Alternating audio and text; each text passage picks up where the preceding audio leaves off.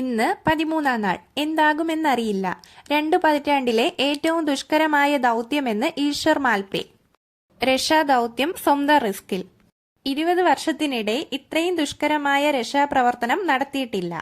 നദിയിൽ അർജുനന്റെ ലോറി ഉണ്ടോ എന്ന് അറിയില്ല. അടിത്തട്ടിൽ ചെളിയും കല്ലും നിറഞ്ഞിരിക്കുകയാണ്. ഷിരൂരിൽ രക്ഷാദൗത്യം അതീവ ദുഷ്കരമെന്ന് ഈശ്വർ മാൽപേ. ഞായറാഴ്ച ദൗത്യം ആരംഭിക്കുന്നതിന് മുമ്പായിരുന്നു പ്രതികരണം. 20 വർഷത്തിനിടെ ഇത്രയും ദുഷ്കരമായ രക്ഷാപ്രവർത്തനം നടത്തിയിട്ടില്ല. നദിയിൽ അർജുനന്റെ ലോറി ഉണ്ടോ എന്നറിയില്ല. അടിത്തട്ടിൽ ചെളിയും കല്ലും നിറഞ്ഞിരിക്കുകയാണ്. ഇരുമ്പ് കമ്പികളും തകര ഷീറ്റുകളുമാണ് 4-ാമത്തെ പോയിന്റിൽ. സ്വന്തം റിസ്കിലാണ് രക്ഷാദൗത്യമെന്നും അദ്ദേഹം കൂട്ടിച്ചേർത്തു. മാൽപേയുടെ ദൗത്യത്തിൽ ഉത്തരവാദിത്വമുണ്ടാകില്ലെന്ന് നാവികസേനയുടെ ഭാഷ്യം. മാൽപേയുടെ നേതൃത്വത്തിൽ 8 മുങ്ങൽ വിദഗ്ധർ ശനിയാഴ്ച ഗംഗാവലി നദിയിൽ പ്രവർത്തനത്തിന് പങ്കെടുത്തു. പ്രാഥമിക തെരച്ചിലിനിടെ മാൽപേയിൽ ഘടിപ്പിച്ച കയർ പൊട്ടിയെങ്കിലും സഹരക്ഷാപ്രവർത്തകർ അദ്ദേഹത്തെ സുരക്ഷിത സ്ഥാനത്തേക്ക് വലിച്ചെടുത്തു. മുങ്ങൽ വിദഗ്ധരായി പേരുകേട്ട മാൽപേ ദുരന്തത്തിലായ നിരവധി ആളുകളെ രക്ഷിക്കുകയും വെല്ലുവിളികൾ നിറഞ്ഞ സാഹചര്യങ്ങളിൽ ജലാശയങ്ങളിൽ നിന്നും 100 കണക്കിന് മൃതദേഹങ്ങൾ വീണ്ടെടുക്കുകയും ചെയ്തിട്ടുണ്ട്. ഷിരൂരിൽ അർജുനെ തിരയാൻ മത്സ്യത്തൊഴിലാളികൾ. ഗംഗാവലി പുഴയിലെ മൺതിട്ടയിൽ നിലയുറപ്പിച്ച സംഘം പുഴയിലിറങ്ങി.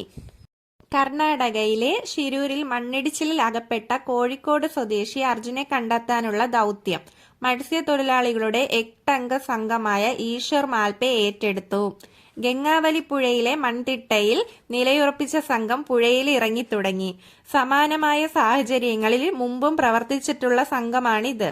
ശക്തമായ അടിയൊഴുക്കുള്ള പുഴയിൽ ഇറങ്ങി പരിചയമുള്ളവരാണിവർ. ഉടുപ്പി ജില്ലയിലെ മാൽപേയിൽ നിന്നുള്ളവരാണിവർ. ഷിരൂരിലേത് ശ്രമകരമായ ദൗത്യമെന്ന് ഈശ്വർ മാൽപേ. പുഴയിൽ 3 ബോട്ടുകളിൽ പോയി. നങ്കൂരമിട്ടാകും പരിശോധിക്കുക. അടിയൊഴുക്കിനൊപ്പം ചെളിയും മൂടി നിൽക്കുന്നത് വലിയ വെല്ലുവിളിയെന്നും ഈശ്വർ മാൽപേ വ്യക്തമാക്കി.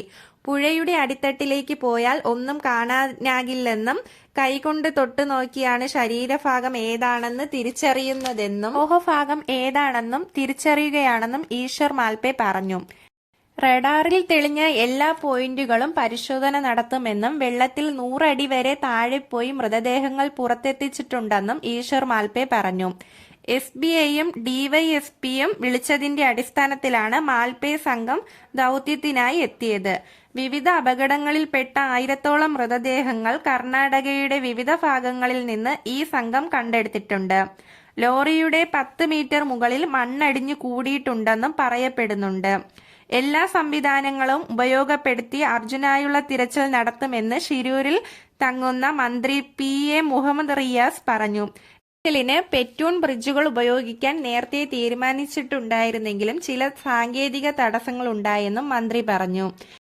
ഡിങ്കി ബോട്ടുകളും പുഴയിലേക്ക് ഇറക്കുന്നു. പുഴയുടെ അടിയൊഴുക്ക് ശക്തം. പുഴയിൽ ഡൈവിംഗ് ദുഷ്കരം. പുഴയിലെ കുത്തൊഴുക്കിൽ വെല്ലുവിളി.